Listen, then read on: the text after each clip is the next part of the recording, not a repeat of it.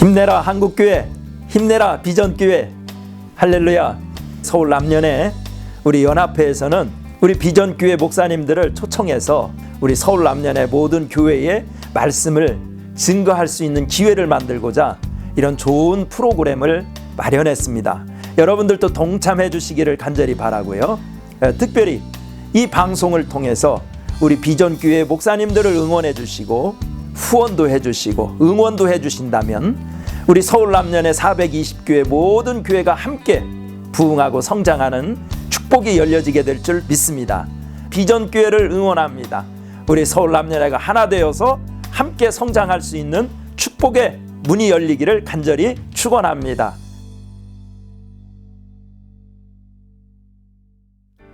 힘내라 한국교회, 힘내라 비전교회. 저는 강서지방 큰빛교회 김동욱 목사입니다. 저희 교회는 그 단지 내에 있는 그런 교회인데요. 시작한 지 5년 됐습니다. 하나님께서 또 도와주시고 또 인도해 주셔서 이 지역에 좀 도움이 되고 또 하나님 허락하시는 또 부흥도 경험을 많이 하고 계속해서 성장하고 또 성숙하고 있는데, 물론 다 그렇겠지만 또 코로나로 또 어려움을 많이 겪고 있을 거라 생각이 됩니다. 저희 교회도 마찬가지인데 빨리 극복하고 다시 새롭게 세워지는 교회가 되기를 소망합니다. 저희 교회는 이제 아이들 이제 3가정 또 4가정 해서 그 정철 영어 성경학교랑 또 아이들 중심으로 또 예배를 드리고 있고요. 또 청년들 6명에서 양육을 좀 하고 예배를 좀 드리고 있습니다. 코로나 때문에 잠시 중단되기도 했지만 계속해서 잘 끝날 수 있기를 소망하고, 함께 예배드리고 함께 주님의 나라를 세워가는 일이 얼마나 소중한 일인지 다시 한번 우리가 깨닫게 됩니다. 교회가 앞으로도 더 부흥되고 또 하나님 이 지역에서 부르셨으니까 반드시 하실 일을 할 수 있는, 또 해낼 수 있는 그런 교회와 그런 사역이 되기를 원하고, 바라는 것은 우리 교회학교 건강히 잘 세워질 수 있기를 제가 또 기도하고 또 새로 또 준비를 하고 있습니다. 위에서도 많이 기도해 주시고, 저희 교회뿐만이 아니라 연해 전체 한국 교회가 비전 교회가 살아나고 또 일어날 수 있는 그런 계기가 되기를 소망을 합니다. 감사합니다. 오늘 은혜 받으실 하나님의 말씀은 시편 139편 13절에서 18절 말씀입니다. 주께서 내 내장을 지으시며 나의 모태에서 나를 만드셨나이다. 내가 주께 감사하옴은 나를 지으심이 심히 기묘하심이라. 주께서 하시는 일이 기이함을 내 영혼이 잘 아나이다. 내가 은밀한 데서 지음을 받고 땅의 깊은 곳에서 기이하게 지음을 받은 때에 나의 형체가 주의 앞에 숨겨지지 못하였나이다. 내 형질이 이루어지기 전에 주의 눈이 보셨으며 나를 위하여 정한 날이 하루도 되기 전에 주의 책에 다 기록이 되었나이다. 하나님이여, 주의 생각이 내게 어찌 그리 보배로우신지요. 그 수가 어찌 그리 많은지요. 내가 세려고 할지라도 그 수가 모래보다 많도소이다. 내가 깰 때에도 여전히 주와 함께 있나이다. 아멘. 할렐루야. 하나님의 은혜와 평강이 여러분 교회와 가정과 기업이 넘치기를 주님의 이름으로 축복합니다. 온 나라가 지금 위기와 또 어려움을 겪고 있는데요. 빨리 우리 코로나19 이 바이러스가 종식되고 온 국민이 일상을 되찾기를 소망합니다. 코로나 때문에 우리가 어려움을 겪고 있는데, 특별히 그 신천지가 온 나라의 또 국민에게 그 실체가 많이 드러났었죠.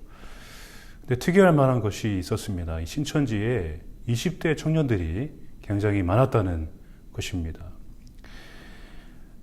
20대 청년들이 많았던 이유에 대해서 많은 이유들이 있는데요. 특별히 그 신천지가 노린 것들이 20대 청년들의 그 약점, 또 낮은 자존감들을 노려서 포섭을 해서 20대 청년들이 굉장히 많았다라고 말을 많이 합니다.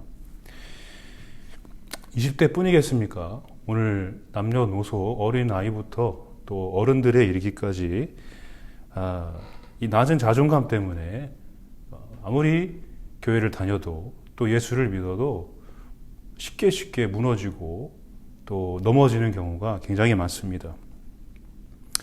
열심히 잘 살려고 하지만 또 열심히 또 잘 해보려고 하지만 내가 사람들이 어디로부터 와서 또 어디로 가는지에 관심이 없고 늘 열심히 사는 데에만 집중하고 소망과 희망을 잊어버린 채 살아가고 있습니다. 스스로 내가 삶의 왕이 돼서 살아보고자 하지만 우리 히브리서 2장 15절 말씀처럼 한평생 매어 종로로 타는 인생이 될 수밖에 없는 삶을 많은 사람들이 살아가고 있습니다. 자기의 정체성과 자기가 어디서부터 오고 어디로 가는지에 대해서 모르고 있다는 것입니다. 우리 교회를 다니면서도 마찬가지죠.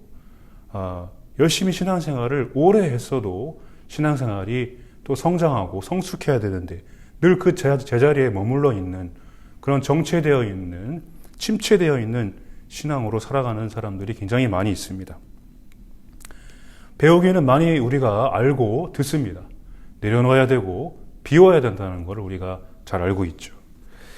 주님밖에 없다고 우리가 많이 고백은 하는데 사무엘상 17장 45절의 말씀처럼 이 다윗이 고백한 그 말처럼 골리앗을 만났을 때에 너는 칼과 단창이냐? 나는 여호와의 이름으로 또 아버지의 이름으로 여호와의 이름으로 내가 나아가노라라고 담대하게 칼을 들고 나아가 싸워서 이길 수 있는 그런 믿음과 또 거룩한 자존감을 가지고 살아가는 사람들이 드물어지고 있습니다. 칼을 들어야 할 때 들어야 되는데 또 싸워야 될 때 싸워야 되는데 우리가 그 믿음의 거룩한 자존감을 가지고 살아가지 못하기 때문에 늘 그 큰 산 앞에서 골리앗 앞에서 우리가 벌벌 떨면서 또 자기 침체에 빠지게 되는 것이죠.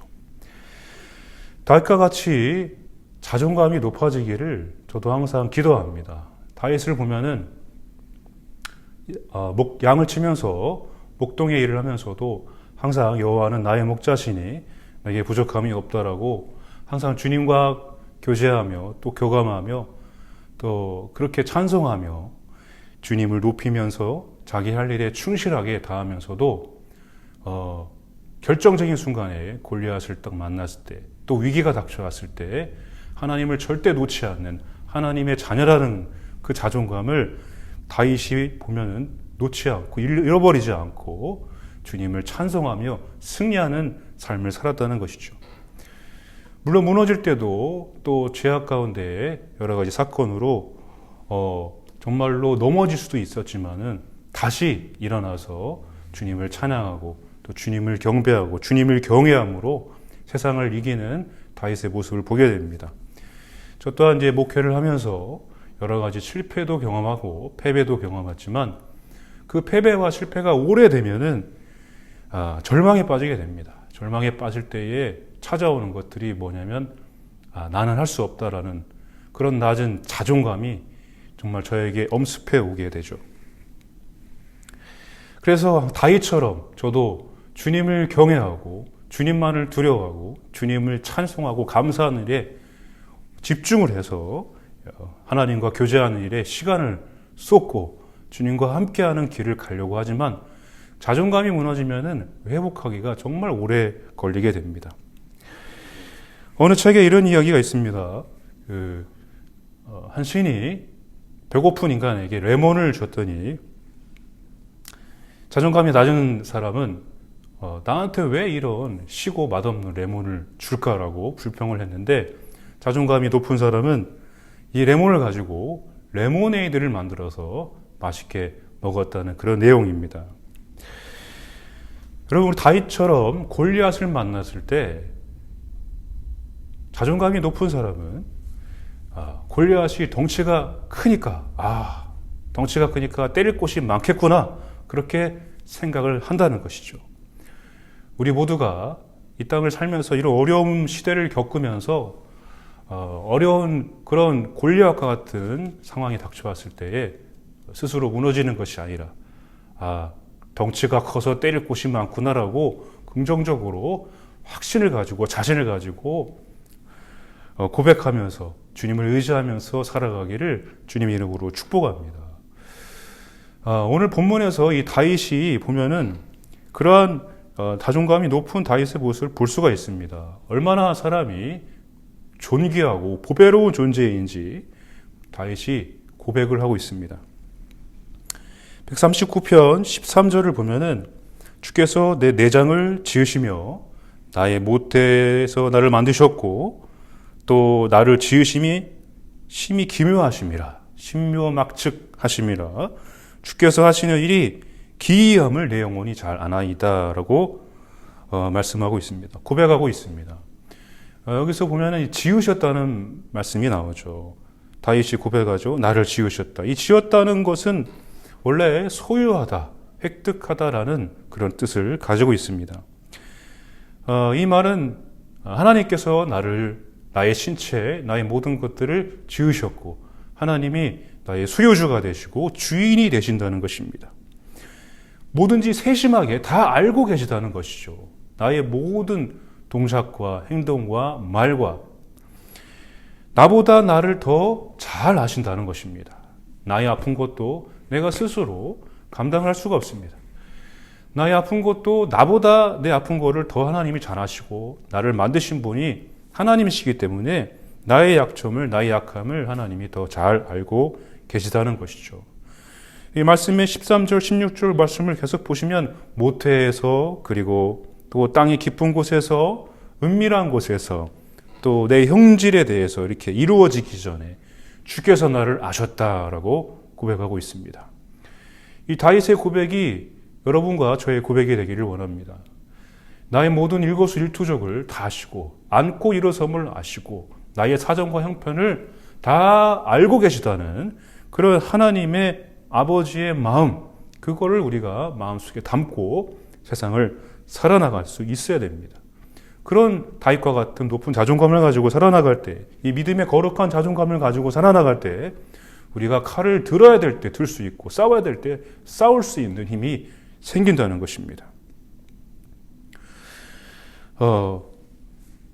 박항서 감독님 잘 아시죠? 우리 파파 리더십이라고 여러분 잘 알고 계실 텐데, 이 파파 리더십 박항서 감독님이 이 베트남을 AFC 경기에 이제 결승에 올라가고 또 아시안 게임에도 4강에 올라가고 17경기 A매치를 무패로 달성한 그런 감독님인데, 이 파파 리더십이라는 게 뭐였었냐면 이 선수들이 경기를 할 때마다 또 실수하고 실패하고 또 그럴 때마다 박항서 감독님이 했던 게 뭐였었냐면 머리를 쓰다듬고 또 그때마다 포옹을 해줬다는 것입니다.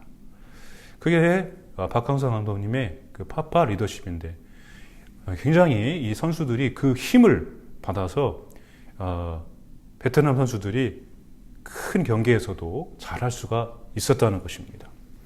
이 박항서 감독님은 왜 그랬냐면은 이 선수들과 교감하기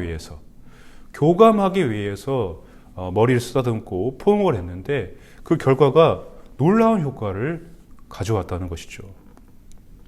하나님께서도 우리가 주님 앞에 내 모든 것들을 주님이 더 잘 아시죠. 주님이 더 잘 이해하시죠. 주님께서 내 형편을 다 알고 계시죠 라고 고백하며 나왔을 때 하나님께서 나에게 내가 너를 지었다라고, 네 형질이 이루어지기 전부터 내가 너를 알았다라고 하나님께서 안아주시고 또 머리를 쓰다봐 주시고 우리를 이끌어 주심을 여러분 믿으시고 항상 주 안에서 나보다 나를 더 잘 아시는 주님과 함께 동행하며 사시기를 바랍니다.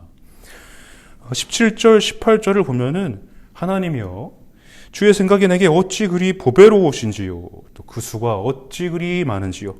내가 세려고 할지라도 그 수가 모래보다 많도소이다. 내가 깰 때에도 여전히 주와 함께 있나이다 라고 다시 고백합니다.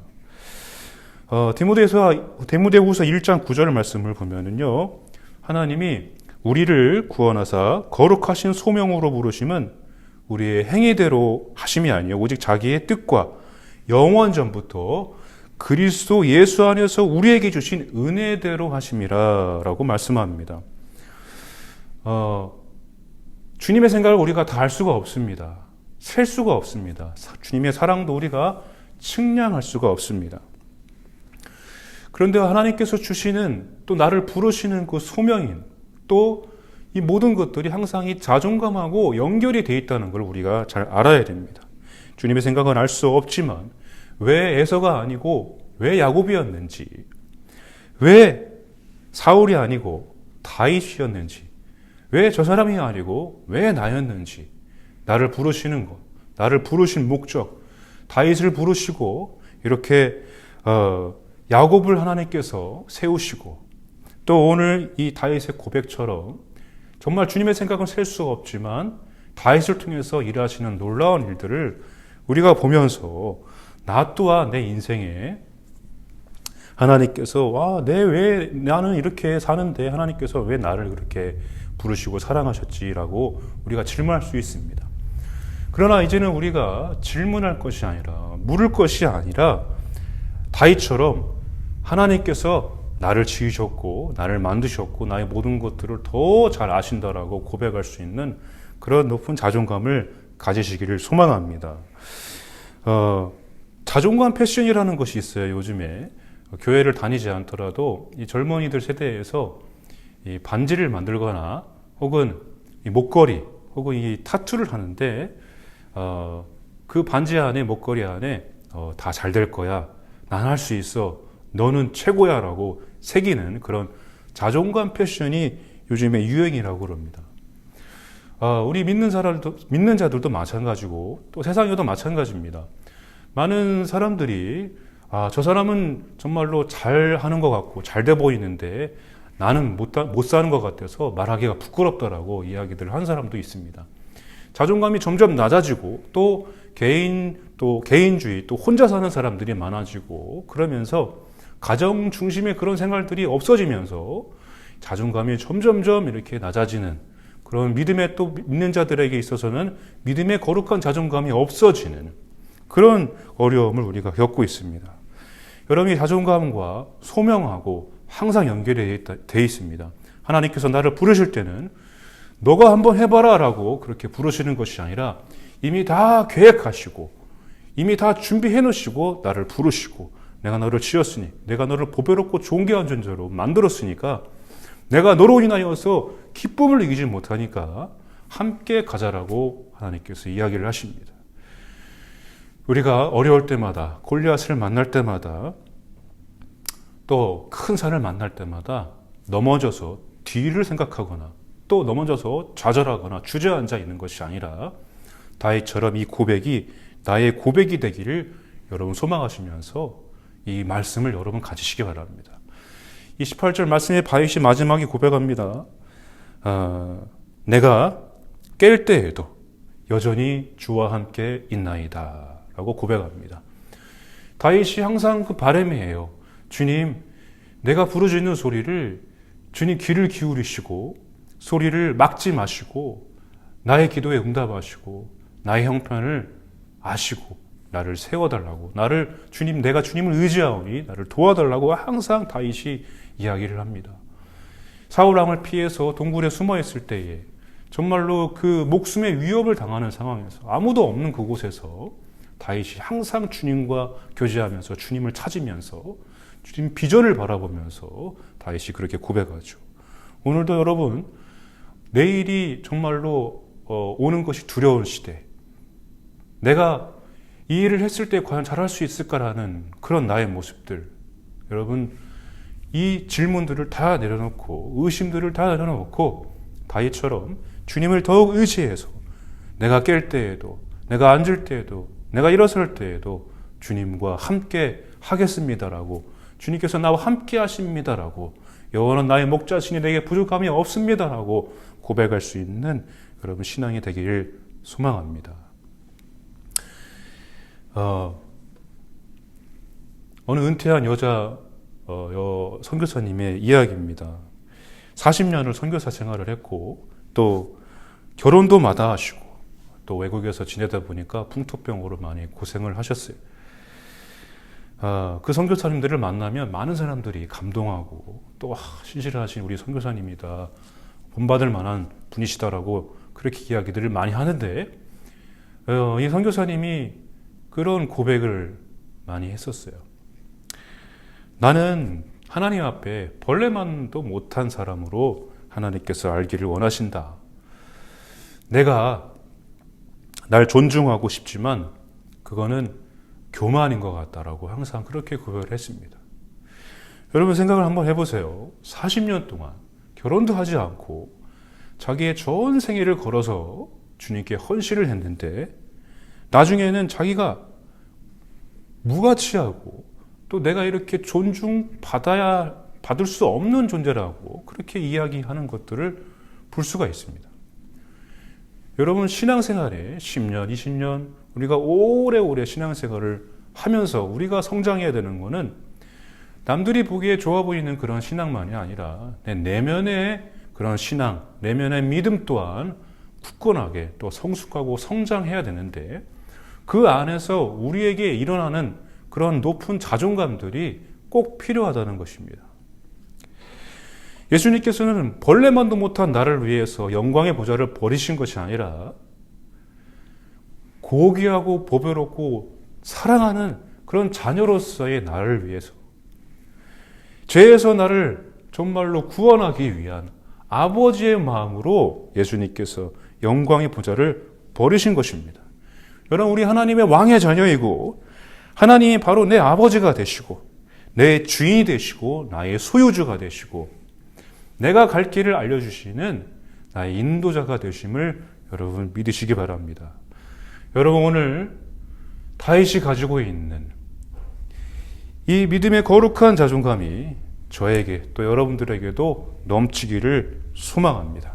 나보다 나를 더 잘 아시는 주님께 이제는 모든 것을 맡기고 감사하고 좋을 때도 감사, 평범할 때도 감사, 안 좋을 때도 감사, 또 찬송하며 또 하나님께서 칼을 들어라, 지팡이를 들어라, 싸워서 이겨나갈 때 여러분 앉아서 우리가 기도하면서 벌벌 떨지 말고 기도하면서 정말로 싸워 나아가 승리할 줄 아는 그런 자존감을 가지시기를 바랍니다.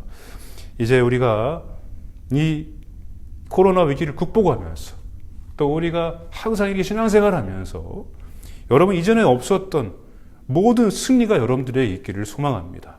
이제는 패배가 승리로 바뀌어지기를 주님의 이름으로 선포를 합니다. 형벌이 축복으로 또 슬픔이 기쁨으로 절망에서 소망으로 바뀌어지는 역사가 여러분 가정과 교회와 기업 가운데 일어나기를 소망하고 또 믿음의 거룩한 자존감이 여러분 삶 가운데 넘치기를 주님의 이름으로 간절히 축원합니다. 아멘. 기도하시겠습니다. 사랑의 하나님,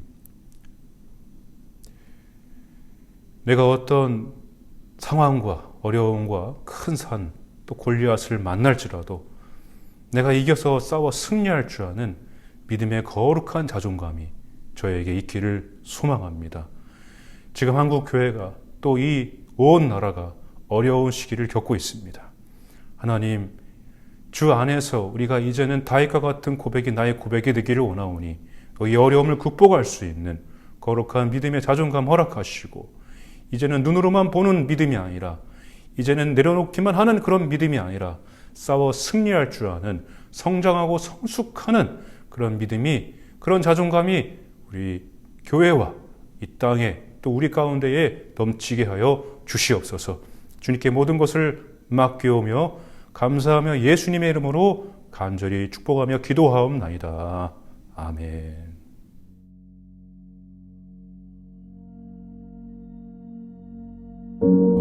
큰빛교회를 위해서 기도해 주시기 바랍니다. 첫 번째 기도 제목은요, 저희 교회 예배의 회복과 또 질적으로 양적으로 재정 자리 부응할 수 있게 기도를 부탁을 드리겠습니다. 또 지금 하고 있는 청년 양육 그리고 정철 영어 성교학교를 하고 있는데요.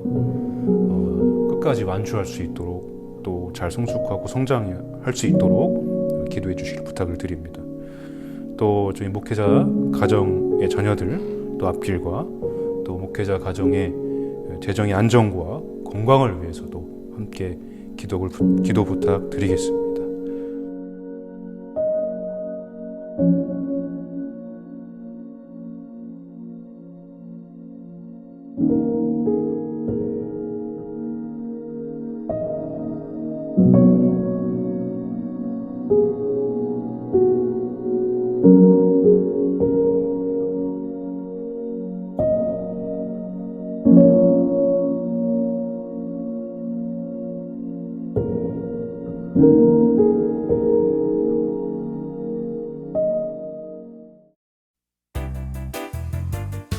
힘내라 한국교회, 힘내라 비전교회. 힘내라 한국교회, 힘내라 비전교회. 힘내라 한국교회, 힘내라 비전교회. 힘내라 한국교회, 힘내라 비전교회. 힘내라 한국교회, 힘내라 비전교회. 힘내라 한국교회, 힘내라 비전교회. 힘내라 한국교회, 힘내라 비전교회. 힘내라 한국교회, 힘내라 비전교회. 힘내라 한국교회, 힘내라 비전교회.